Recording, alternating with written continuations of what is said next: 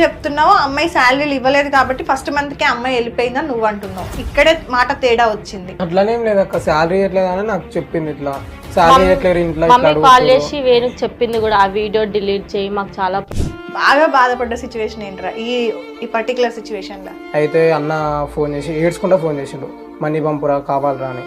నేను శాలరీ ఇవ్వన్నా అంటుంటే అయితే మరి నేనేం చేయాలి, నాకు కళ్ళు ఇవ్వు. నేను సిచ్యువేషన్ కూడా చెప్పిన, అన్న సిచ్యువేషన్ బాగాలేదన్న వదిన కాడా అని చెప్పేసిన. అయితే నేనేం చేయాలని ముఖం మీద ఫోన్ కట్ చేసిన.